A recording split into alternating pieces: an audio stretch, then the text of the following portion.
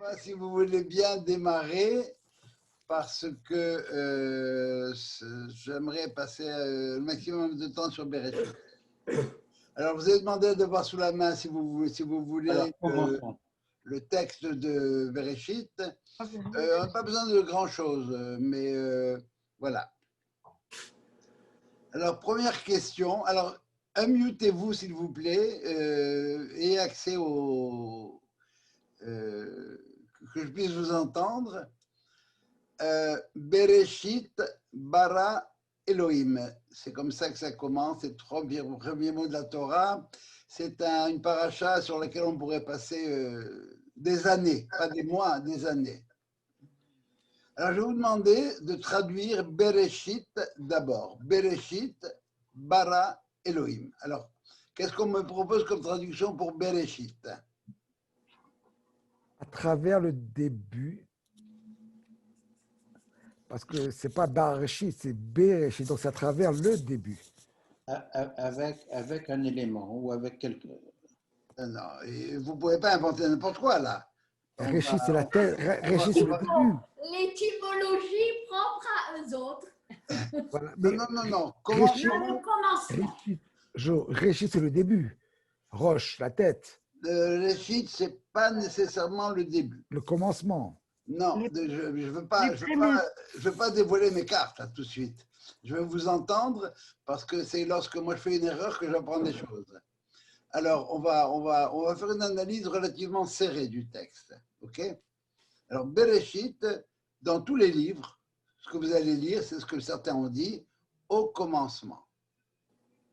Ce que je voudrais essayer de démontrer maintenant, c'est que c'est une traduction qui est complètement fausse. Pour montrer en quoi cette traduction est fausse, je vais vous demander maintenant de traduire le deuxième mot. Bereshit bara. Traduisez, s'il vous plaît. Bara, créé, mais ce n'est pas accordé avec Elohim. Non, n'avancez pas, tranquillement, restez avec moi. Bereshit, on a dit qu'au commencement, ça ne marcherait pas. On va voir pourquoi ça ne marchera pas. Alors, bara, ça veut dire quoi? Créé. C'est au passé, avait créé. OK. Est-ce que vous êtes d'accord avec ça? Dans mon livre, Tu es en mute, Joël, enlève ton mute. Oui. Pardon, dans mon livre, c'est ce qui est écrit au commencement de la création. Ouais. Oh là là, celle-là, elle est encore meilleure. Ah, écoute, là, c'est mon chumash. Est-ce que bara pourrait avoir une consonance par rapport à la bria? À quoi? À bria. J'ai pas compris le mot, Sarah. Bria. Ah, beria, oui, beria, c'est la notion de beria, oui. Bah, le verbe baro, c'est le verbe qui veut dire créer. Hein? Alors, au commencement de la création, je n'achète pas parce que il évite de la création de quoi? Alors, ce serait la création, mais la création de quelque chose. Donc, il aurait fallu que ce soit écrit au commencement de la création du monde, par exemple. Or, ce n'est pas ce qui est écrit. Oui, mais il existe d'autres choses. Ouais, les prémices. Mais oui. On va Mais oui. Attendez, mollo. On va garder dans bara le terme de créer. Ça va? Bera, la beria, c'est créer. Alors maintenant, je voudrais que vous me disiez en français, qu'est-ce que ça veut dire le mot créer? Partir de rien. Fabriquer. Partir de rien. Créer, c'est... Bravo Laurette. En français, c'est partir de rien. Mais quand tu dis rien, à quoi tu penses? Ex nihilo. Le néant. Voilà. Le néant de l'univers. Ex Je veux nihilo. croire que tu m'as soufflé. Bravo. Alors, et qu'est-ce qu'on dit en latin? Ex nihilo, Ex nihilo. nihil. Autrement dit, la traduction de créer en français, c'est pas la même idée que la création, ce qu'on entend. Vous allez me parler de création artistique. J'ai créé une plateforme, j'ai créé un groupe d'études, j'ai créé ce que vous voudrez. mais j'ai fait à partir de quelque chose qui existe. Or, si vous me dites que maintenant, créer, c'est ex nihilo, ce que on n'entend pas habituellement dans nos catégories, alors si je crée ex nihilo, à quel moment se situe cette création-là? Au début. Oui ou non? Au début de quoi? Au début, à partir, le temps t égale 0, c'est à partir du moment où je crée. Oui ou non? Ok. Parce qu'avant, il n'y avait pas, et maintenant, il y a. Dès qu'il y a eu création, oui. Alors, ça veut dire que, vous savez qu'on a souvent dit que les Juifs étaient radins. C'est pas vrai. Mais le livre des Juifs, la Torah, elle est très, très, très avare de mots. Et par conséquent, si j'entends que Beria, Bara, c'est autant T égale 0, alors Bereshit, ça peut pas être au commencement, parce que ce serait une redondance. Vous êtes d'accord avec ça ou non? Oui, oui. Dès que je dis, si j'avais écrit Elohim, Bara, Dieu a créé, c'est à quel temps? C'est au temps T égale 0. Oui. Et par conséquent, Bereshit ne peut pas vouloir dire au commencement. Pour différentes raisons. Je viens de vous en donner une. La deuxième, c'est qu'au niveau syntaxique, c'est pas ce que ça veut dire. Si je veux dire au commencement, alors je voudrais dire Barishona, au commencement. Batahila, au début. Donc le mot Bereshit comme tel, et c'est ça ce qu'il va falloir qu'on élucide, ça ne peut pas vouloir dire au commencement. Parce que ça ne va pas avec bara. Pour pouvoir comprendre la notion de commencement absolu, eh bien, la notion de commencement absolu, c'est au moment de la création. Ça va comme idée là, déjà? Il y a aussi le fait que B veut dire avec. Le B devant peut dire avec, peut dire en vue de, ça veut dire etc. On va y venir. À partir de. Oui, c'est vrai aussi. Tout ce que vous dites est vrai. Le B, c'est un champ syntaxique, un champ sémantique très, très large. Alors, autrement dit, pourquoi est-ce que le mot bara n'appartient pas, si vous voulez, à notre pensée habituelle? Eh bien, parce que le terme bara, ça n'appartient pas à la pensée scientifique d'abord. Parce que la science ne peut rendre compte que de phénomènes observables. Or, la création ex nihilo s'achève au moment de la création. Oui. C'est un temps qui est un temps sans durée. Quand je lève la main, eh bien, dès que j'ai levé la main, ça s'est arrêté là. Créer ex nihilo, c'est égal temps égale 0. Et puis, il n'y a plus rien, il n'y a plus rien après. Ce qui est après, ça ne m'intéresse pas. C'est contre, je l'ai dit tout à l'heure, la pensée rationnelle, parce que ex nihilo, nihil, alors que bara, c'est yesh me'ain. Yesh, il y a, et il n'y avait pas avant. Et nous n'avons aucune autre expérience de cette notion de création. Aucune. On parlera de création artistique, littéraire, ce que je vous ai dit tout à l'heure, ce sont des façons de parler. Bara comme tel, ça s'arrête au moment où, dès que ça s'est sorti, c'est fini. On ne peut plus en parler par la suite. Ça reviendra à d'autres moments particuliers qu'il faudra étudier pour eux-mêmes, mais voilà ce que ça veut dire. Donc, on a toujours avec le même problème. Qu'est-ce que ça reste? Bereshit. Bereshit bara.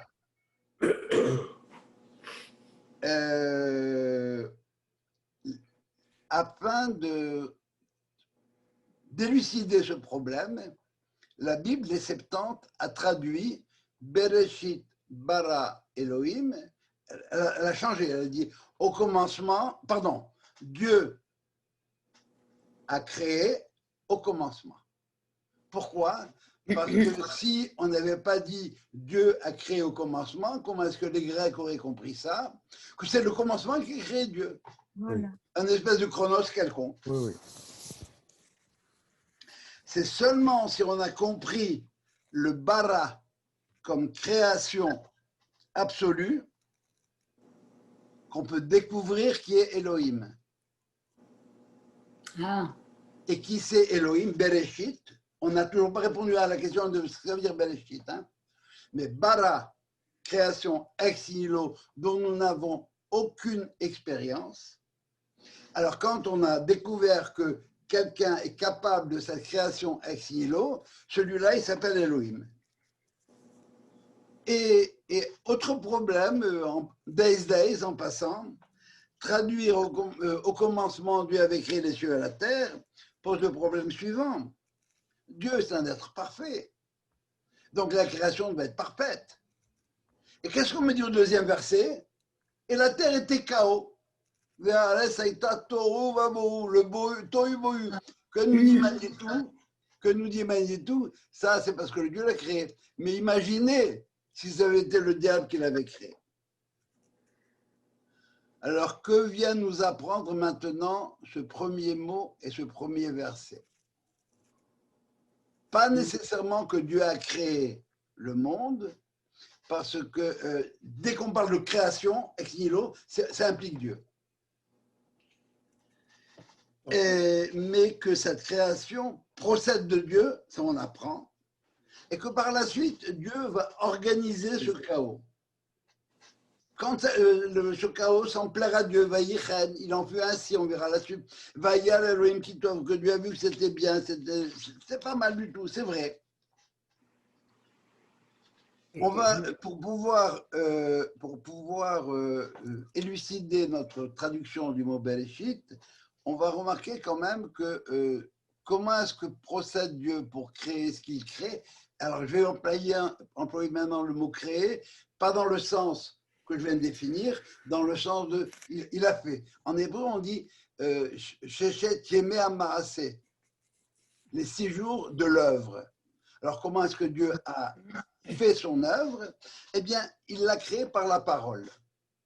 Dieu a dit Vayomer Elohim Yehi Or, que la lumière soit. Qu'est-ce que ça veut dire de me dire que Dieu a créé le monde par la parole? Quelqu'un a une idée? Une relation avec le souffle? Pourquoi avec le souffle? C'est le souffle, la parole, bon, il y a une dimension de souffle, mais qu'est-ce que ça veut dire quand je dis je parle? J'exprime une pensée. J'exprime. C'est vrai, c'est vrai. Mais c'est en fait c'est l'origine de Mais abracadabra. si je parle tout seul dans ma douche ou dans ma chambre, Dolly, elle va appeler les flics, quoi. Elle va dire mon mari vient de disjoncter. C'est que je parle à un interlocuteur. J'ai un interlocuteur. Oui. Le Pirkei Avot nous dit le monde a été créé par 10 paroles. Dieu aurait pu le créer par une seule parole. Effectivement, sacré, on n'en parle plus. Pourquoi par 10 paroles? Eh bien, parce que les 10 paroles sont au niveau de cet interlocuteur. Alors pourquoi? Oui, oui. Bara, Elohim, le et, il n'est pas en trop. Il y a. Parce que normalement, c'est Besh Bara, Elohim, Hashamayim. Je réponds à ta question de manière très générale. À chaque fois que le mot et, c'est pour ajouter quelque chose. Oui. Et ce qui va avec les cieux et ce qui va avec la terre. Ah, ok. Le et. Ça va? Okay. Il y a tout un cours là-dessus qui est génial. Il faudra qu'on le fasse une fois. Okay? Je vous le dis rapidement. Shimshon Aramsoni avait fait une thèse de doctorat, épaisse de même, où il a expliqué tous les et de la Torah. Pour dire ça va avec. Kabed et abicha, honore et ton père et ta mère. Le et, c'est pour ajouter à ton père le grand frère. etc. Ça va? Alors voilà, le et. Et puis, il est arrivé à et Hashem Elohecha Tira, et avec Dieu tu craindras. Il me dit, mais elle ne vaut plus rien, il la prend, il la ferme, il la jette.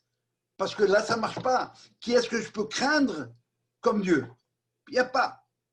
Alors ça, c'est une autre paracha, je referme la parenthèse. Alors dire que Dieu... c'est clair ça. Alors, Qui serait l'autre interlocuteur alors? Quand il a parlé. tu veux la réponse à la question? C'est les Talmidei Chachamim. Parce qu'il faut être grand comme Shimon Amsoni pour envoyer une thèse de doctorat à la poubelle, parce qu'elle ne marche pas sur un point. Autrement dit, quand Shimon Amsoni dit, dire que l'exception confirme la règle, c'est une absurdité. Parce que la règle de la règle, c'est qu'elle ne supporte pas d'exception. Mais craindre en même temps un Talmid Chacham qui est capable de foutre en l'air cette thèse de doctorat parce qu'il y a l'exception, eh bien voilà, j'ai répondu à vos deux questions en même temps. On avance un petit peu. Quel est le problème des philosophes? Pourquoi est-ce que le philosophe craint? Pourquoi le philosophe est dérangé par le chaos, par le mal? Eh bien, il se dit, ben, s'il y a le chaos et le mal dans le monde, c'est parce que c'est pas Dieu qui l'a créé. Voltaire nous dit, tout est dans le mieux, tout est pour le mieux dans le meilleur des mondes. Ça veut dire que le mal est illusoire. Et un des grands maîtres, un des maîtres de Manitou même, Jacob Gordin dit, un athée, c'est pas quelqu'un qui ne croit pas en Dieu, c'est quelqu'un qui croit que le mal n'existe pas. Je referme la parenthèse. L'autre lecture, c'est quoi? C'est que la toute-puissance de Dieu est limitée par les conditions de l'existence. Bon, ben, d'accord, c'est les philosophes. Le problème de ces théories, c'est qu'ils viennent de limiter Dieu. Pour la tradition, tout ça, ce sont des faux problèmes qui procèdent de l'ignorance, de l'incompréhension de l'objectif de Dieu en créant le monde. Pour nous, la réponse, elle est dans quoi? Dans Bereshit Bara. Pour le philosophe, Dieu aurait dû créer un monde parfait, achevé. Mais dans un tel monde, eh bien, l'homme aurait souffert d'avoir reçu un cadeau qu'il ne pourra jamais rendre. Vous savez, on aime bien gagner ce qu'on a. Le fils du roi, c'est le fils du roi, mais il a envie de se démarquer. Vous avez tous les films, toutes les séries qu'on connaît, où le gars, il veut montrer quelque chose à son père, il veut faire un peu plus que son père, etc. S'il avait été dans un monde absolument, j'ai tout pour moi, on m'a tout donné au départ, alors qu'est-ce que je fais? Dans un monde complètement parfait, achevé, ça ne marche pas. L'écart, si vous voulez, ce que Dieu veut, c'est que l'homme soit partie prenante de son propre bonheur, celui qu'on est censé atteindre dans Olam Haba. Et c'est ce que on dit à la fin du Kiddush le vendredi soir, Asher bara Elohim la asot. Dieu se retire du monde.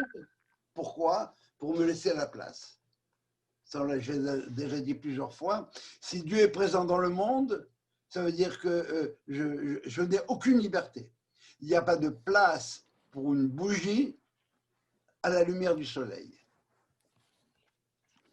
Autrement dit, lorsque Dieu apparaît, je suis privé de ma liberté. C'est bien ça, wow. Et l'écart entre le chaos et l'achèvement du monde doit être comblé par l'homme. Alors, on va finalement essayer de donner une traduction à ce fameux mot de Bereshit qui va nous permettre d'expliquer un certain nombre de choses. C'est quoi? C'est que le Maharal nous dit qu'on ne comprend les choses, les concepts, qu'on est très aidé pour comprendre les concepts si on se sert de l'opposé du concept. Exemple, pour comprendre qu'est-ce que ça veut dire la Géoula, la libération, la liberté, il faut savoir ce que c'est la galoute. Pour comprendre ce que ça veut dire être libre, être en bonne santé, eh bien, on ne le sait que quand on était malade. Les gens en bonne santé ne se posent pas de questions. Mais quelqu'un qui est malade et qui guérit, waouh, il y a quelque chose qui vient d'arriver. Alors, la notion d'achèvement, la notion de complétude, si vous voulez, eh bien, c'est l'opposé de quoi c'est quoi l'opposé de l'achèvement? C'est Un petit ton gâteau. c'est le commencement, le non-achevé. Et c'est quoi le non-achevé? C'est ce qui est en germe. C'est ça la prémisse. C'est ça le mot Bereshit. Bereshit. Dieu n'a créé que le Réchit. Il y a deux niveaux de lecture là. Rachid vous en donnait un. Bereshit, c'est en vue du Réchit que Dieu a créé le monde. Et c'est qui ce Réchit, va nous dire Rachid?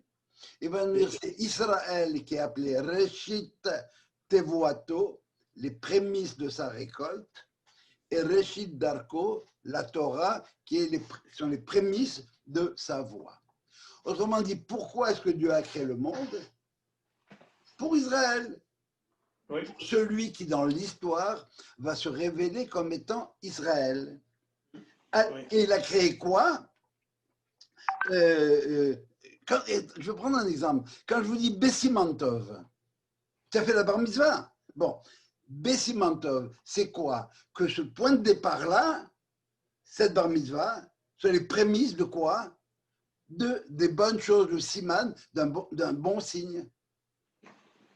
Alors le bet, Bereshit, c'est pas pour les prémices.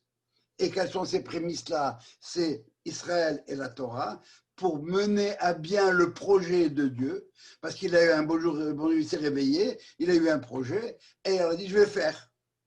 Bon, très bien. Alors, mais pour faire, je ne peux pas faire tout seul, parce qu'autrement, je n'ai aucun mérite. Alors, il faut absolument que Dieu intervienne et qu'il se trouve des acolytes. Les acolytes, c'est nous. Et pour faire quoi? Eh bien, il nous donne le mode d'emploi, la Torah. Et par conséquent, qu'est-ce qu'on apprend maintenant? C'est que Dieu ne fait que quoi? Que créer les commencements.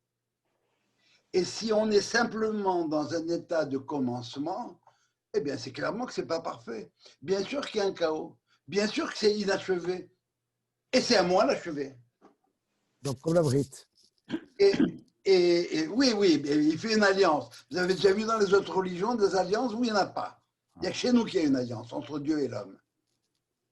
Et si c'est à la créature de jouer, il faut que cette créature-là soit libre. Parce que si je ne suis pas libre, eh bien, qu'est-ce qu'il joue aux dames? Il a créé des pantins et je ne veux pas être un pantin. Et là, ce que Dieu demande, c'est-à-dire demande la vérité d'une certaine manière, est-ce que la créature, ce qui avait été créé, réalise? Eh bien, c'est la réalité. Et c'est clair qu'il va y avoir un hiatus entre la vérité et la réalité. Pourquoi, et je répète, c'est parce que les choses ont été créées à moitié. Au départ, même pas à moitié, l'epsilon du début. C'est ça, Bereshit. Pour quelque chose qui va être Réchit, c'est-à-dire en permanence de commencement et de recommencement et d'innovation, le Chidouche Israël. Et d'autre part, ce qu'il a créé, c'est le point de départ. Voilà, c'est créé les fondations. Alors, construire la maison maintenant. Est-ce que rendu là, il y a des questions? Parce que ce que je voudrais faire maintenant par la suite, c'est rentrer un peu plus dans le détail, ce qui nous permettra de résoudre un certain nombre de questions classiques. Qu'est-ce que je voudrais maintenant illustrer la liberté en action dans le texte de la Torah. Mais avant d'aller plus loin, si vous avez des questions sur ce qu'on vient d'étudier, sur ce qu'on vient de voir, on récapitule, ça va? Par prémisse, ont été créés par Dieu. Et c'est dans cet ordre. Parce que si on me dit Dieu, je ne sais pas ce que ça veut dire au départ. Mais quand on me dit qu'il est capable de créer ex nihilo, alors donc, c'est quelque chose que moi je ne connais pas, qui n'a rien de perceptible dans mon paysage. C'est quelque chose qui me dépasse complètement. C'est quelque chose qui est de l'ordre du bête. Bête, c'est deux. Moi, c'est un, et lui, c'est un. Notre monde, c'est un, et lui, c'est un. Donc, on vit dans un monde de dualité, effectivement. Et cette dualité, c'est aussi moi et l'autre avec le A majuscule, mais moi et l'autre avec un A minuscule, mon copain, mon voisin, etc. Est-ce que jusque-là, est-ce qu'il y a des questions? Oui, moi j'en ai une. Oh. Tous les jours de la création, Dieu utilise la parole. Mais pour faire l'homme, ce n'est pas la parole. Il dit faisons l'homme. Bon, alors là, tu vois que c'est. Bon, Sylvia, j'ai Oui. entendu, mais je vais y venir à la question. La première fois que je m'aperçois de ça.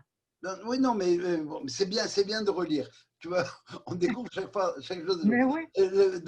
D'abord, pour créer ce que tu viens de dire n'est pas vrai, parce que Dieu n'a pas dit que l'homme soit.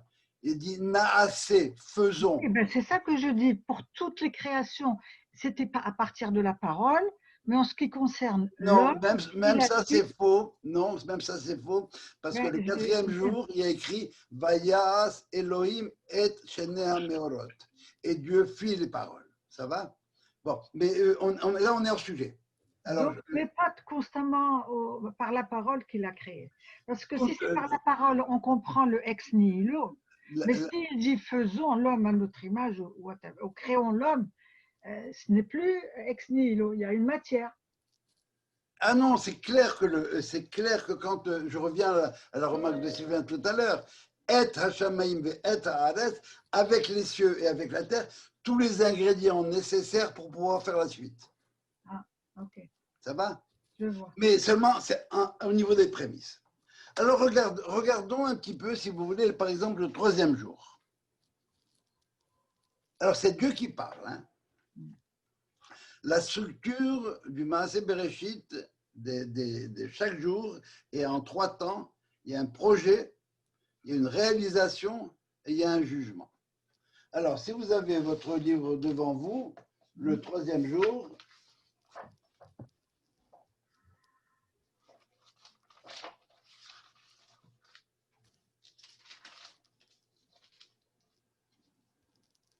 alors, Vayomer Elohim, Dieu dit, Tatchea Aretz, que la terre puisse produire, si vous voulez, que la terre produise, déchets des végétaux, SF des herbages, Mazria Zera qui puisse être fécond, Etzperi, un arbre fruit, Roséperi lémino, qui donne des fruits léminaux. Le reste ne m'intéresse pas. C'est quoi un Etzperi? Quelle différence entre un arbre-fruit et en même temps que cet arbre donne des fruits?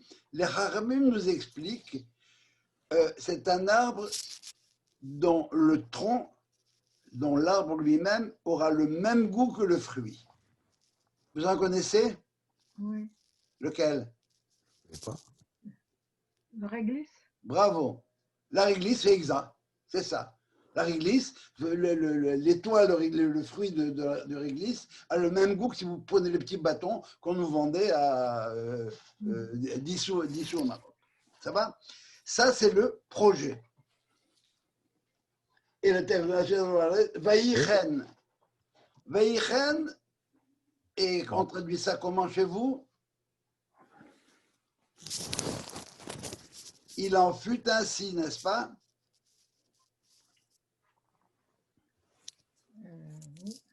Et quand vous entendez il en fut ainsi, vous dites, bon, ben, c'est ce qui s'est produit. Moi, dans ma traduction, c'est et cela s'accomplit. Et c'est encore pire, ça. Ça, c'est faux. On va rester en français. Vaïchen, il y a eu le chen de ça. savez ce que ça veut dire en français? Il en fut ainsi. À l'origine, je viens de vérifier dans mon dictionnaire des étymologies, ça veut dire que il en fut de cette façon. C'était à peu près ça. Rappelez-vous ce qu'il y a eu la première fois, Vayomer Elohim Yehi Or, que la lumière soit, Vahi Or, et il y a eu la lumière. Ça va? Yehi Or. Et ici, on ne dit pas qu'il y a eu ça, il y avait les deux arbres. Non, pas du tout. Il n'en fut qu'ainsi. Bon, il n'en fut qu'ainsi. Et alors, on développe un petit peu, ça c'est la réalisation maintenant. La terre a tout fait, et pour la besoin, et elle a fait un arbre qui donne des fruits. Où il est passé l'arbre fruit? Il n'est plus là. La terre a décidé que si l'arbre était fruit lui-même, les gens boufferaient le tronc en même temps.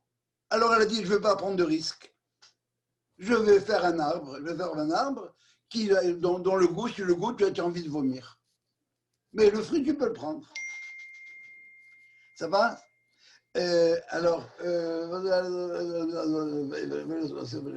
Vayar Elohim Kitov, deuxième verset, et Vayar Elohim Kitov. Il est bizarre ce bon Dieu. Dieu a vu que c'était bien. Vous avez un bon Dieu là, il s'applaudit, satisfait, il dit bravo, j'ai réussi. C'est quoi ça? Vayar Elohim, le Vayar, ça veut dire voir bien sûr, mais ça veut dire aussi Dieu a jugé que c'était Kitov, que c'était assez bon pour pouvoir continuer. C'est pas exactement ce que moi, Dieu, j'ai demandé. J'ai demandé un Etz Peri, Rosé Peri. Je n'ai eu que Etz Rosé Peri. Bon, mais avec ça, je peux vivre.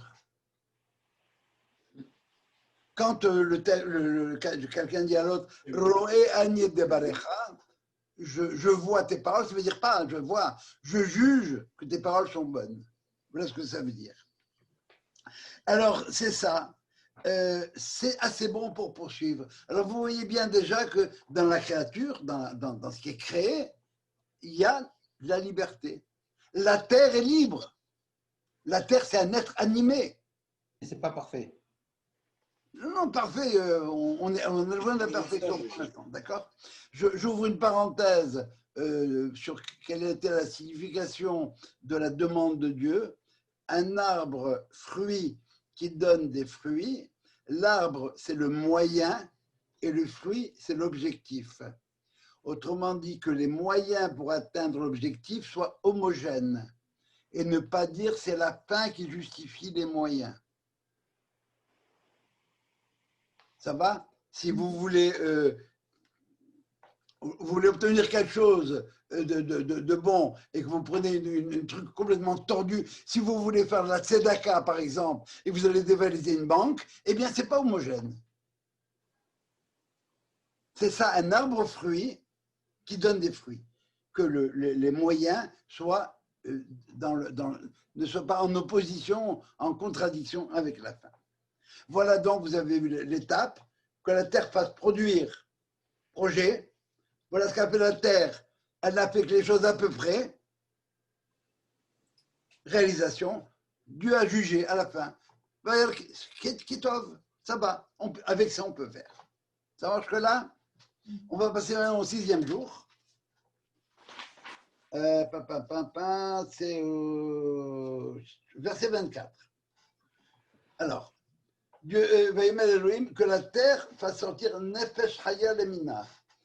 Nefesh, un être vivant selon son espèce. Behema, l'animal, reptile, niveau des champs, Lemina Vayichen. Et Vayichen, ça veut dire que ce n'était pas tout à fait ça. Donc, ce que la terre a fait sortir comme être vivant, ce n'était pas assez bon. Alors Dieu maintenant va intervenir pour fignoler un petit peu les choses. Vayas Elohim, alors Dieu, il les a un peu arrangés. La bête des champs, les minas, l'animal domestique et tous les reptiles, les minéums. Et Dieu vu que c'était bon. C'était bon, assez bon pour continuer. Qu'est-ce qui manque dans ce qui a été créé? Nafshi. Nefesh Haya.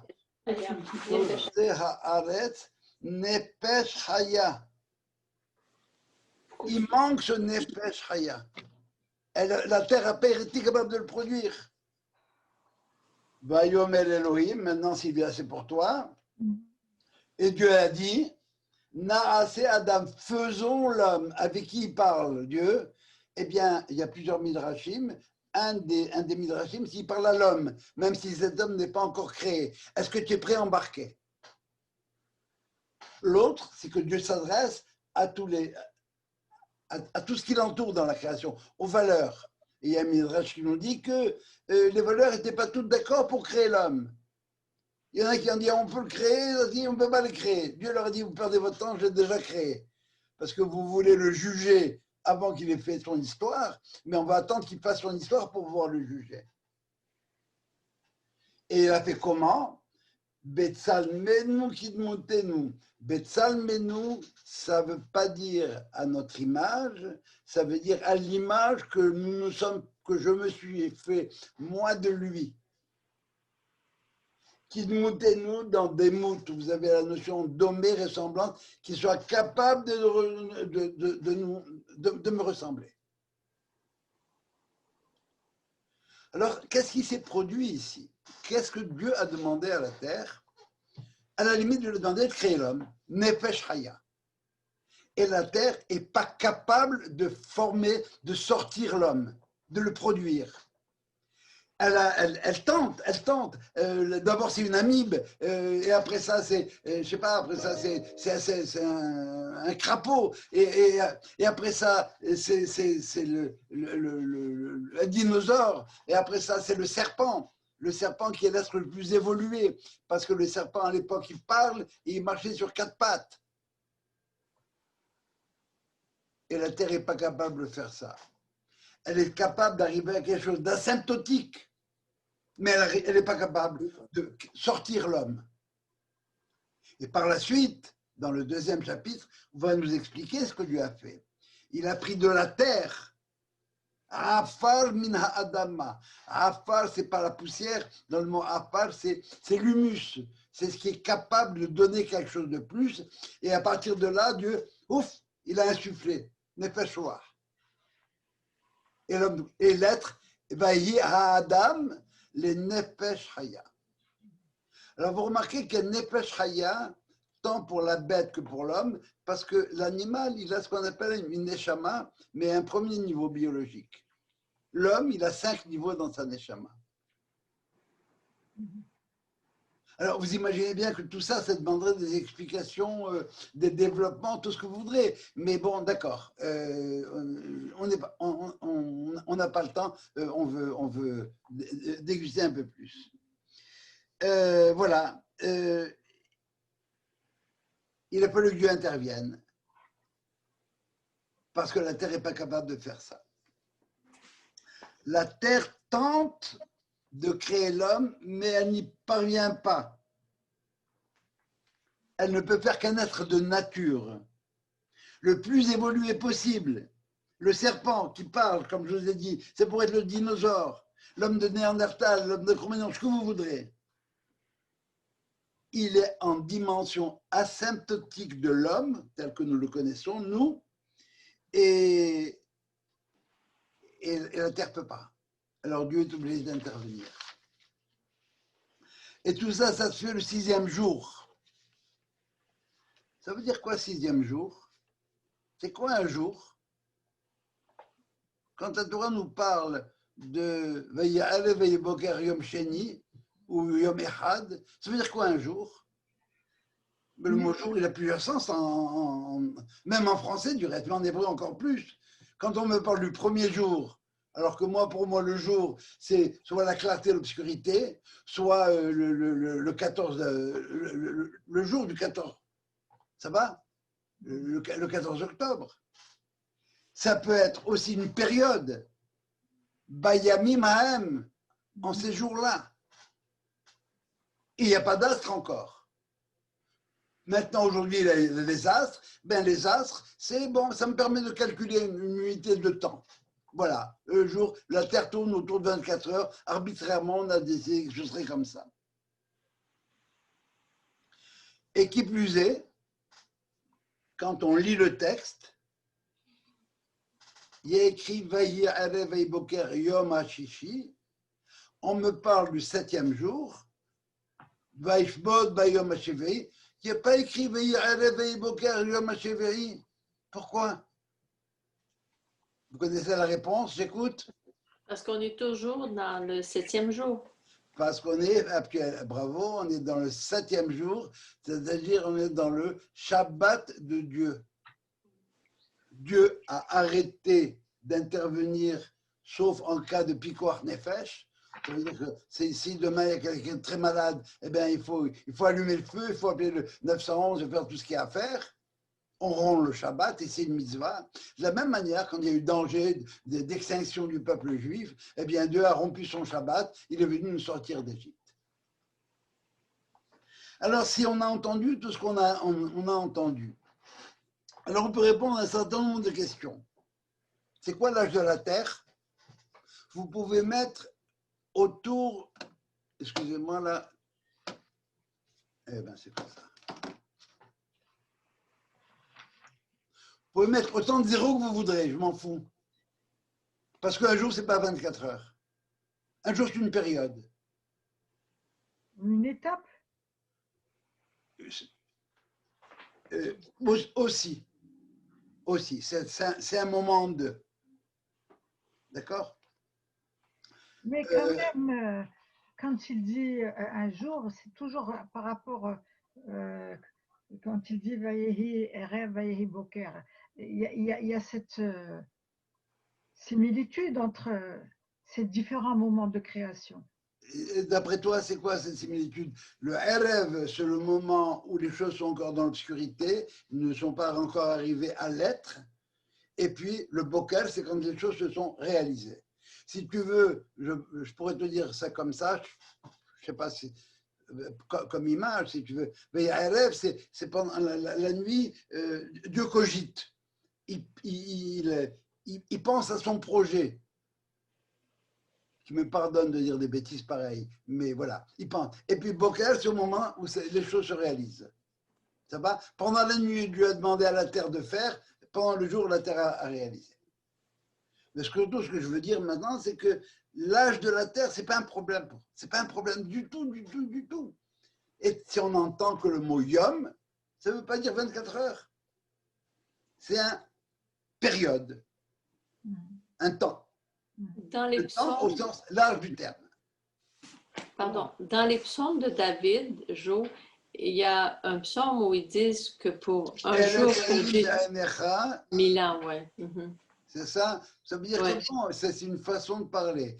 Ça veut dire que pour toi, 1000 ans, c'est comme un jour pour moi, mais c'est une façon de parler. Quand on dit 1000, c'est une façon de parler.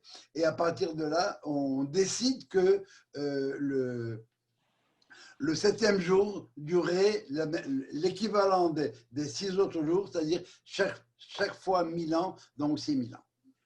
Mais je pense que dans ce que je suis en train de dire, il n'y a même pas à discuter. Quand on me dit Vayi Arev Vayi Boker Yom Sheni, jour, ça ne veut pas dire 24 heures. C'est une période qui s'étend sur des milliards d'années, tant que vous voudrez. Deuxième réponse. Joe, est-ce qu'on peut dire que le premier jour est égal en termes de temps, est égal au deuxième jour, est égal au troisième jour? Non, il n'y a rien qui nous permet de le dire. Okay. Il y a rien qui nous permet de le dire. La meilleure preuve, si tu veux, et j'ai presque envie de dire le contraire, c'est qu'on considère que le 7e jour dans lequel nous vivons va durer 6000 ans. Et 6000 ans calculés avec le calendrier de l'homme. Ouais. Ça va? C'est-à-dire de 365 jours. D'accord? La deuxième réponse, la deuxième chose qu'on peut tirer de ça, c'est une façon de régler la polémique entre les évolutionnistes et les fixistes, ceux qui pensent que une espèce provient de l'espèce antérieure et qu'elle se développe. Ou d'autres qui disent non, à chaque fois, l'espèce est apparue comme telle. Bon, pour nous, à la limite, ce n'est pas important ici. La Terre a essayé de produire l'homme. Elle n'a pas réussi. Alors, elle a créé la grenouille. Après la grenouille, d'abord, elle a créé le tétard, on va dire. Après ça, il y a eu la grenouille. Alors, on a en laboratoire, ce que vous voudrez, on a un tétard et on a une grenouille. Alors, que fait Darwin? Il dit la grenouille, c'est un tétard évolué. Et la même chose pour arriver jusqu'à l'homme. Et les fixistes, qu'est-ce qu'ils disent? Ils disent non, le tétard est créé à part et la grenouille à part. C'est pas important. C'est des tentatives de la Terre 2, mais attention, pour l'homme, ça ne marche pas. Il y a une asymptote, et l'asymptote ne touche jamais la courbe. Il y a ce décalage-là, l'homme le plus évolué, le serpent le plus évolué, l'être de nature le plus évolué, ça n'a strictement rien à voir avec l'homme. Et en même temps, ça nous parle d'éléments préhistoriques, ça nous explique, si vous voulez, tout ce qu'on a pu trouver. Mais mais on parle, il y a deux créations de l'homme. Comment? Il y a double création de l'homme. Deux fois, on parle de la création. D'abord, il crée l'homme androgyne, mâle et femelle, au tout début. Oui. Après, il dit on va créer l'homme à partir de la terre. Bon, ça, ce que tu es en train de faire, ce que tu dis, ça, c'est vrai. Ce que tu fais. Au départ, il y a une création Zaharun Keva qui sont dos à dos, collés. Ça va? Donc, mais c'est le même. Quand je dis l'homme, je veux dire l'être humain. L'être humain. Ça va? Ils sont dos à dos. On coupe selon le pointillé, on les met face à face. Mais ça se fait à l'intérieur même du 6e jour. Et avant le Shabbat. Et par conséquent, bon, mais qu'est-ce que ça change par rapport à ce que je suis en train de dire? Je ne comprends pas. Parce que d'abord, on dit l'impression qu'il y a une double création de l'homme. Non. Il y a non. La création de ce qu'on appelle, il y a deux choses. Il y a Adam Harishon, le premier, Oui. l'homme premier, comme tel, si tu veux. Et celui-là, au départ, Zachar Keva, ils sont créés, encore une fois, dos à dos, comme ça. Mâle et femelle, ok. Ça va, masculin et féminin. Et puis à un moment donné, comme tel, l'Otov Heyot Adam, c'est pas bon qu'ils soient comme ça, ils vont se prendre pour Dieu. Alors on va les mettre face à face. Mais ce que j'essaie d'expliquer maintenant, c'est que il ne faut pas être étonné quand on vous parle de l'âge de la Terre des milliards d'années. Oui, okay. C'est mon point, je ne veux pas aller plus loin. Ça va? Alors, la Torah nous commence par l'histoire de ce premier homme, Monsieur Adam. Il y a combien de temps qu'il a été créé? 5781 ans. Est-ce qu'il y a eu des êtres humains avant ça? Oui. Mais rien à voir avec Adam. C'est quoi la caractéristique d'Adam? On en fera la preuve tout à l'heure. Je voudrais faire un dernier texte avec vous, c'est pour ça que j'accélère un peu. C'est quoi la caractéristique de cet premier homme? Il a honte. Quand il se voit tout nu, il a honte. C'est la dimension de la pudeur qui intervient chez l'homme. Avant-dernière chose, avant que je ne vous lâche, c'est quoi le projet du 7e jour? On a vu la structure du monde, ça va. Jour 1, projet, réalisation et jugement. C'est quoi la structure du monde? Alors là, merci à Alachim. Si vous prenez le mot Vaya'arev Vayiboker Yom Hashishi, d'accord? Le Yud de Hashishi, et que vous comptez 7 lettres, et 7 lettres, et 7 lettres, et 7 lettres, vous allez découvrir quoi? Quelqu'un le sait ou pas? Israël. Oh, wow. Le projet, prends le texte et tu vas le voir. Le projet du 7e jour, c'est Israël. Et on est en plein dedans. Alors voilà, si vous voulez, les notes sur la création qui répondent plus ou moins à un certain nombre de questions. Je voudrais, dans les 10 minutes qui me restent, aborder le dernier chapitre de la paracha, qui est un chapitre qui donne des mots de tête. Alors,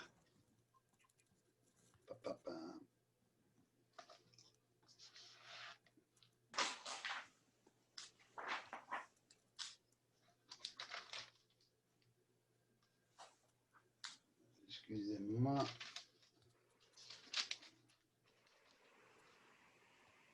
Ah, voilà. Chapitre 6, verset 4. Néphilim. Un Néphilim, voilà, ouais. Ah oui, c'est quoi ça? C'est quoi cette date-là? Ok, très rapidement. Création du monde. Adam, Cain et Abel. Cain tue Abel. Et Cain est un sursis de 7 générations avant de prouver qu'il n'était pas un assassin. C'est ce qu'il a dit à Dieu. Hashomel Achianochi, est-ce que moi je suis le gardien de mon frère? Autre lecture.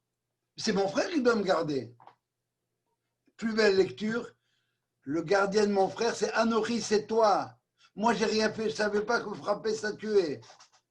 Très bien, très bien.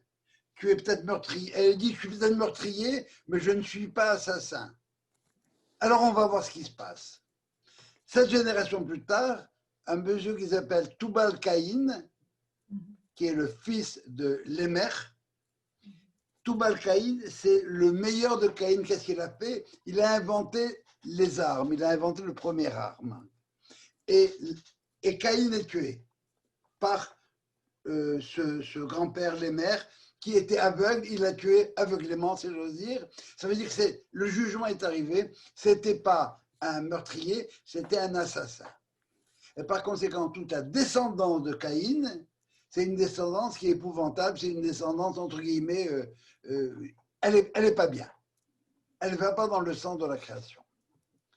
Alors, le texte va nous dire que Adam et Ève, Yeda Od, ils se sont rencontrés encore parce qu'ils avaient arrêté de faire des gosses. Si on crée des assassins, on ne veut pas perdre d'enfants. Un peu ce qui s'est passé en Égypte lorsque les maris ne voulaient plus faire d'enfants pour ne pas faire d'esclaves. Ça s'appelle un suicide collectif, si vous voulez. Et il a eu Chet. Chet, c'est celui qui remplace Abel et qui a la fonction, la lignée de Chet, qui est une lignée pure, qui est une bonne lignée. Par conséquent, vous avez 2 types d'individus, 2 lignées différentes. La lignée de Caïn, les pas gentils, et la lignée de Chet, les gentils. Ça va? Alors, on va reprendre le texte.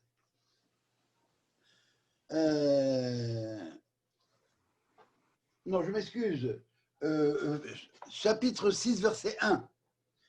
Vaï, il arriva, et Vaï, ça nous indique une catastrophe. Qui est Hel ha'adam larov al pene ha'adama. Lorsque l'homme a commencé à se multiplier sur la surface de la terre. Pourquoi c'est une catastrophe? Parce que qui est Hel ha'adam larov, se multiplier. Alors que lorsque Dieu a créé l'homme et la femme, il leur a dit quoi? Peru urbu, fructifiez et multipliez. Ayez le fruit d'abord, avant de faire des photocopies conformes à. Sortez le meilleur. Et c'est pour ça que Sarah, Rivka, Haléla ont eu du mal à avoir des enfants, tant qu'elles n'étaient pas prêtes à avoir le fruit. Qu'est-ce qu'on nous dit ici? Que l'homme ne s'est pas occupé de quoi? Il ne s'est pas occupé du pérou, du fruit, mais il s'est occupé de la urbu. Il ne s'est pas occupé de la qualité, il s'est occupé de la quantité. Ubanot ululahem. Alors ils ont eu des filles. Pourquoi? Parce que dans le principe, si vous voulez, quand on dit Piria Veribia, et je ne peux pas rentrer là-dedans, c'est compliqué. Piria, le péri, c'est le masculin, et la rivia, c'est le féminin. C'est le pourquoi? C'est parce que l'homme est dynamique comme tel, si vous voulez, il avance, et la femme récolte tout ce qui était, et elle le met en sécurité. Rappelez-vous la symbolique que je donne toujours, c'est le rond avec la petite flèche, le spermatozoïde, il va partout, il bouge, il change. Et la femme, c'est le féminin, c'est quoi? C'est quelque chose qui est lesté, qui est là, qui est en place. Ça va? Alors voilà, donc il y a eu ça. Alors on s'est occupé de la multiplication. Alors c'est l'être qui multiplie qui est là. Vaïr'u beneha Elohim.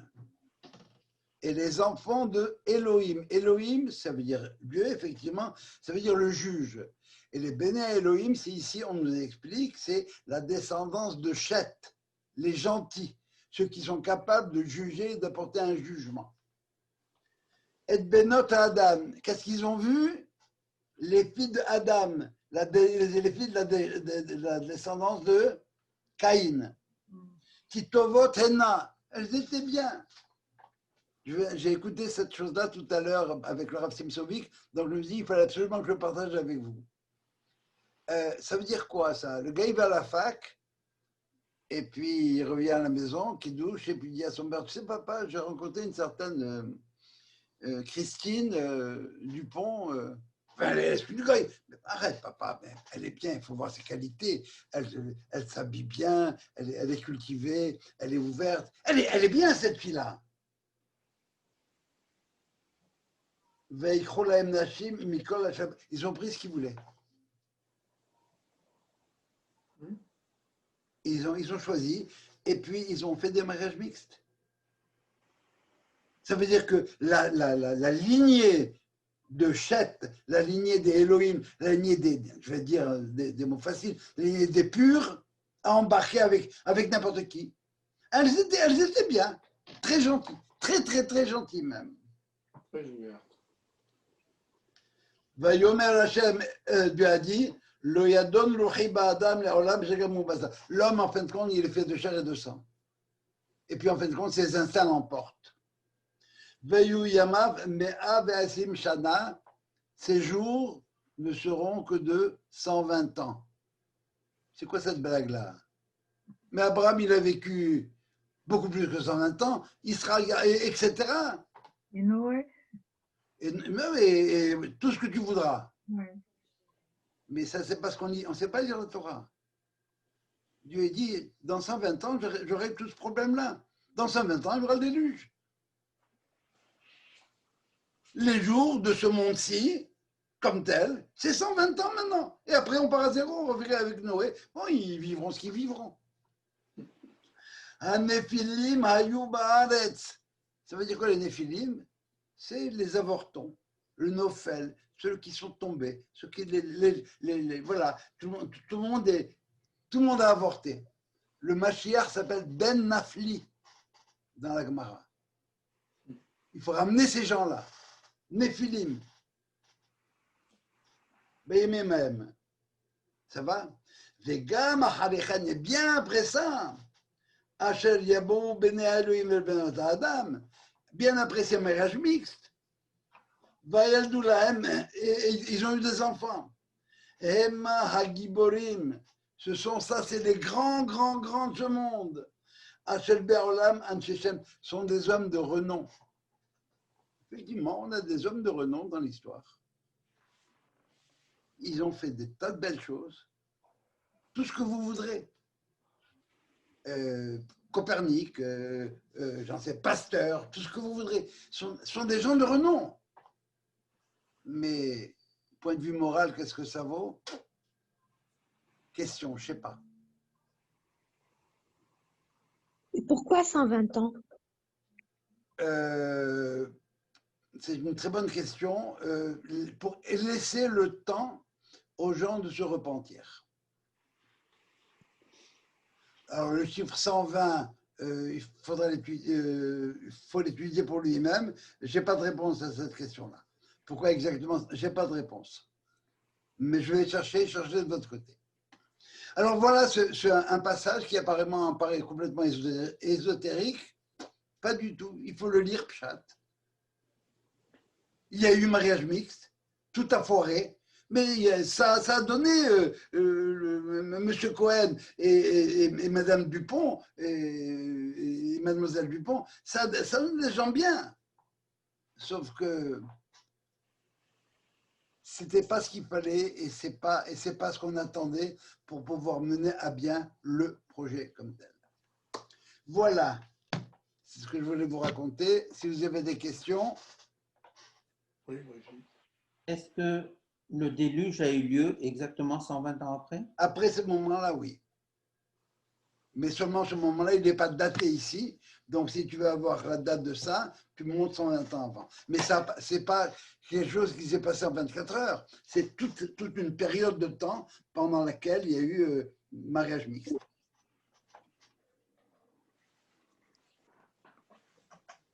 Autre question? J'ai hâte de réécouter ton cours, Jo. Comment? J'ai hâte de réécouter ton cours. Oui, je peux comprendre. Je peux comprendre. Je ne sais pas si c'est trop dense, il faut me le dire là. J'ai essayé en fin de compte d'arrondir un paquet de coins, mais je ne sais pas. Il faut être capable de comprendre. Non, mais bon, les idées ne sont pas très dures comme telles. Simplement, c'est que j'ai essayé de montrer la logique interne et surtout d'évacuer les erreurs. Non. Traduire, parce qu'on est imbibé de culture occidentale, chrétienne. On a lu la Bible en français du catéchisme. Traduire Bereshit par au commencement, eh bien, ça veut dire qu'on n'a rien compris. Merci Evelyne. Quand on parle de pro-bout, on a expliqué multiplier, fructifier et multiplier. Oui. Donc, ne pas faire des photocopies. Donc, l'idée, c'est de. Non, tu peux faire des photocopies. Mais on va dire, de l'enfant qui a été travaillé. Bravo, oui. OK. Mais qui détermine quel est le critère? Oui, non, mais c'est ça, je veux dire. Bon, alors, prends par exemple, dans les Toledot, tu as Abraham, Isaac et Jacob. Bon. Oui. Alors, Abraham, comme tel, c'est Midat HaChesed, c'est l'homme de l'amour. Oui. Si on en reste là, si on ne reste qu'au niveau d'Abraham, c'est le dépassement alors. Il faut être capable d'assumer ce qui était Abraham, mais d'aller au-delà et de corriger éventuellement les erreurs d'Abraham qui pardonnerait à Hitler pour ne pardonner à personne si on reste qu'au niveau de Isaac. Et lorsque Abraham et Isaac montent ensemble et que Abraham reconnaît qui est Isaac et que Isaac reconnaît qui est Abraham, bon, alors ça veut dire qu'au niveau individuel, ils l'ont intégré, mais eux-mêmes, comme tels, alors maintenant, ça va être qui? Le prochain, ça va être Jacob. Donc, ça veut dire qu'il y a ce qu'on appellera l'union des valeurs. Et alors, c'est ça ce qui détermine. Aller dans le sens, et encore une fois, il n'y a que la morale qui joue là-dedans. Aller dans le sens de la moralité. Si tu veux, Yosef, par rapport à ses frères, par rapport à son père, c'est un péri. Parce qu'il est capable de pardonner à ses frères qui l'ont vendu. Ça va? T'as répondu, Daniel? Oui, oui. C'est-à-dire, je comprends cette analyse a posteriori. C'est-à-dire, on fait une réflexion sur et on remarque qu'il y a eu un dépassement ou qu'il y a eu amélioration. Amélioration. Oui. Mais le parent lui-même, mais quand on dit que l'obligation de pro-bout, elle est sur le parent.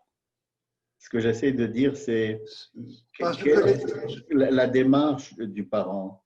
L'éducation. Oui. Alors, quand tu feras des enfants, d'abord, quand toi-même, tu seras prêt à être papa. Tu sois prêt à être père et que ta femme soit prête à être mère. Et ce n'est pas évident. Ça a pris quelques années, Abraham, avec Sarah. Oui. Ça a pris quelques années avec Rivka et Isaac. Ça va? Et pour Rachel, c'est encore pire, parce que l'enfantement était encore plus dur. Sortir un frère, alors que, tu comprends, l'enfer, c'est les autres. Et punir que... Donc, tu vois, alors, lorsque les parents sont prêts à ce moment-là, alors bon, alors voilà, on leur donne la terouda pour faire des enfants, et il faut qu'ils les éduquent. Ça va là? C'est bon. C'est clair, Daniel? Autre question? Oui. Moi, je me demande pourquoi ce commandement Pérou Verbou a été donné pendant qu'ils étaient encore mâle et femelle, et pas encore séparés.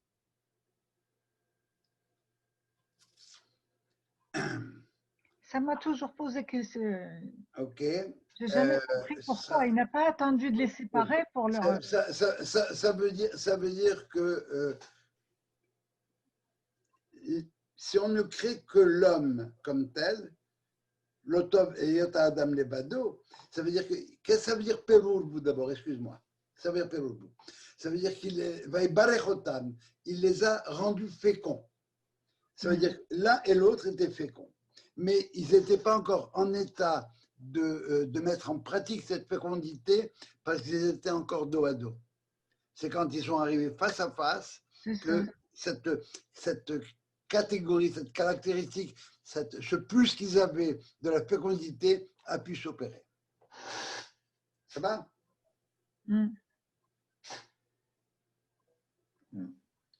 Je vois une main levée, Léa. Une autre question qui n'a rien à voir avec ça. Les mères, est-ce qu'il y en a deux? Parce que j'ai vu en lisant, là, tu as les mères, le père de Naama, la femme de Noé, et après tu as les mères, le père de Noé. C'est donc qu'il y en a deux. Oui, il y a beaucoup de noms qu'on retrouve dans la généalogie de Caïn et dans la généalogie de Chet aussi. Les mères, c'est un autre des noms là. Alors quand je vois Naama et puis Noé, et qu'il est... Non, alors, attends un petit peu là. Naama, c'est la 4e fille du Lémer de la descendance de Caïn. Oui.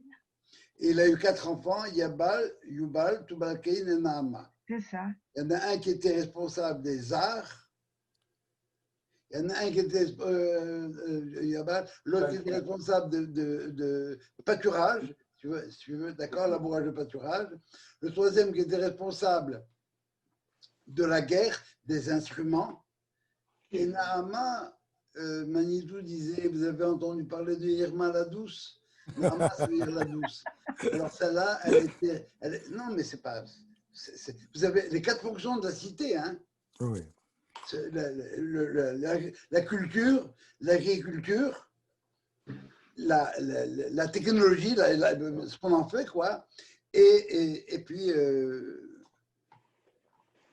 la courtisanerie. c'est gentiment dit, bravo. Et ça veut dire qu'elle était récupérée quand même, hein. La génération de Lémer, de Caïn, est pas morte complètement. Par contre, qu'est-ce qui va remplacer par la suite la génération, la mentalité caïnique dans l'histoire de Noé? C'est Ham. Le Ham, le chaud, le gaz, c'est juste les instincts qui parlent. Et ce Ham en question va exploser complètement. Dans quoi? Eh bien, il va donner naissance à qui? À Mizraïm, l'Égypte. C'est de là qu'il peut sortir. Bravo. Et en plus, je ne sais pas si, j'espère en tout cas, mais j'ai une question. On sent l'intelligence qu'il y a derrière ce livre-là et notre ignorance. Je m'excuse. J'ai posé une question tout à l'heure, je n'ai pas eu la bonne réponse. Je m'excuse, j'ai retenu un bout parce que j'étais... Vas-y, alors, repose ta question. J'ai relu la création à Yom Kippour. Et tu dis qu'il y a deux créations de l'homme. Deux. Parce que la première fois, il est créé mâle et femelle. Après, il les sépare. Et après ça, ça change. Il dit après ça. Ok, Sylvain, je vais te répondre. Ça va en même temps répondre à Sylvia tout à l'heure. La création au chapitre numéro 1, c'est global. Et Quand on te dit, Dieu leur a dit Peru Urbu, on ne sait pas si à quel. Je reprends ma réponse de tout à l'heure, Sylvia, ok? Je la corrige. Dans ce que tu appelles la première création, ça veut dire, c'est pas dire la première création, la première instance. Récit. Okay. Premier récit. Voilà, je remercie. Oui. Alors, dans le premier récit, on te donne les grosses lignes. Maintenant, comment ça s'est fait, le détail, c'est dans ce que tu appelles, toi, le deuxième récit. On te dit, Vaïa, Dieu a fait l'homme, Naas et Adam, on ne te dit pas comment il l'a fait. Dans ce que tu appelles le deuxième récit, Vaïka, Genelogim, Rafa, Adama, etc. Alors là, tu as le détail. Donc, si tu répondre en même temps à ta question, j'aime mieux cette réponse que la précédente. Premier récit, global. Et tu as l'impression que c'est comme si, à un moment donné, ils te disent, et les hommes, ils ont aimé les filles des hommes. Comme s'il y avait deux classes d'humanité. Ben, c'est ce qu'il a expliqué. Je m'excuse, pour ça je m'excuse. Je m'excuse, j'arrête. Non, ça prend deux phrases, c'est pas compliqué. Ce qu'on appelle les Elohim, c'est les descendants, les gentils, les descendants de Shet. Okay. Adam, c'est les descendants de Caïn. Ça va? Donc, la noblesse est allée ramasser des filles du peuple. Tu comprends? Alors, ceux qui étaient Elohim, ceux qui avaient les valeurs, etc., se sont laissés séduire par les autres. Donc, alors, j'ai donné l'exemple. Tobotena, elle est bien Christine. Ou bien il est bien Christophe. Il parle bien, regarde comme il s'habille, regarde ses manières, c'est un type extraordinaire. Pourquoi tu ne veux pas que je l'épouse? Enfin, c'est du communautarisme, c'est du sectarisme que tu es en train de me faire, là. Et alors, ce qui en sort de là, ça mène le déluge. Ça va? Parce qu'au lieu de se concentrer sur le péri, on reste en surface. Au lieu de voir qu'est-ce qu'elle a au fond de ces tripes-là, je regarde comment elle est faite. Point. Bon, je n'ai pas besoin de faire d'autres exemples, on a compris. C'est clair maintenant, Sylvain? Oui, parfait. Sylvia, ça répond un peu plus à ta question? Et donc, c'est ça, donc tout ça, c'est l'origine de Abracadabra. Ah, tu vois, en fin de compte, le Abracadabra, ça veut dire littéralement... Il a créé comme il a parlé. Justement, non, on a prouvé le contraire. Je comprends, mais c'est... le magicien, oui. Il dit que la chose soit, et abracadabra, il va se produire ce que j'ai demandé, moi, le magicien. C'est ça. Mais chez nous, on vient de prouver que c'est pas abracadabra. Alva, ça avait été comme ça. Bon, c'est simplement au niveau de la prémisse. Alors, vous comprenez ce que ça veut dire Asher bara Elohim la'asot. Oui. Et que vous avez le mot la'asot, pour les chachamim, c'est les taken.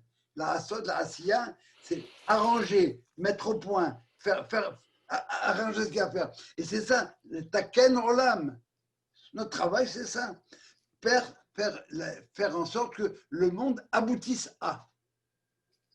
Et ce qu'on veut, cet aboutissement, on le veut de la manière la plus large possible, alors que il y a des tikkunim à faire à chacun des niveaux qu'on peut avoir. Oui, Evelyne, il faut que je ne t'entends pas si tu n'enlèves pas ton micro. Ouvre ton micro. Non, il n'est pas ouvert. Tu as mute, Evelyne. Non, tu es encore en mute, Evelyne. Alors, envoie-moi, il y a peut-être un chat, je m'excuse. Oui, normalement, on devrait pouvoir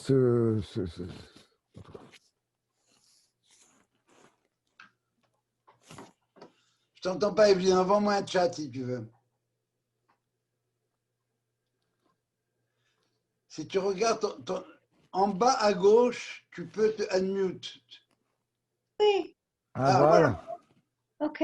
Juste en aparté, combien de temps a duré la construction de l'arche de Noé? Aucune idée. 120 ans apparemment. 120 ans. Et ça a duré 120 ans pour arriver à l'arche et encore 120 ans pour que le monde se repentisse. Non, c'est le pain. Alors voilà, lorsque le texte nous dit là, moi je donne encore 120 ans à l'homme de sursis, c'est à ce moment-là, si tu veux, que Dieu va dire à Noé, construis une arche. Mais pourquoi 120 ans? Ça aurait pu être 110 ans, ça aurait pu être 100 ans. C'est la question à laquelle je dis que je n'avais pas de réponse. Ok. C'est pour ça que je suis restée sur ma faim. Merci. Merci. Voilà. Je vais essayer de trouver, je vais chercher. Dis-lui que la fin justifie les moyens. Ah, ça c'est. Oui, il faut S, péri, péri, absolument. Ok, merci. D'autres questions? Bon, eh bien, si la semaine prochaine. Magnifique. Encore une fois, bon, j'espère que ça vous a plu. Et que J'ai beaucoup aimé. En tout cas, ça prouve ça prouve une cohérence et ça prouve surtout que de lire la Bible en français. Oui. Que penses-tu de la traduction de Chouraki? Elle est très, très jolie, très littéraire, mais c'est des mots. Oui. Il y a des mots qui supportent. Par exemple, l'idée de traduire Bereshit par en tête, oui. C'est absolument génial en termes de traduction. Parce que dans Bereshit, il y a le mot roche. Oui. Et c'est en même temps un point de départ, en tête. Alors, l'en-tête, voilà, si tu veux, je vais essayer de récupérer Chouraki. En tête, Dieu a créé le monde. Mais il a créé que l'en-tête. C'est à nous remplir le livre. Oui, quand on voit la syntaxe, Bereshit bara Elohim, c'est une erreur grammaticale. Normalement, ça aurait été Bereshit Elohim bara.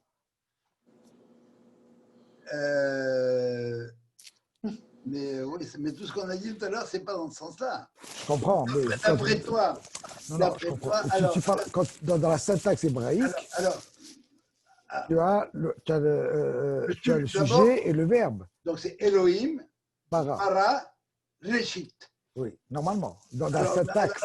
Elohim bara et ha-Reshit shel ha-shamayim ve'et haaretz. Oui. Rachid le dit clairement, hein, il le dit en clair. Ce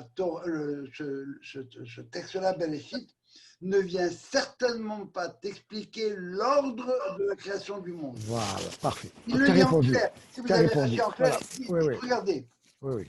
Et il explique, ça veut dire, c'est quoi Rachid à ce moment-là? C'est ce qui est en prémisse. La Torah, il faut la mettre en application. Et Israël, tous les jours, voilà. C'est le truc. L'aboutissement. Et ben on n'y est pas encore, mais on est en route, On va espérer que Trump soit réélu. Là-haut. Bon. On va tous souhaiter ça. Alors, bonne soirée, merci. Merci Jo. Merci tout le monde. Bye bye. Bye. Bonsoir, merci. Bye.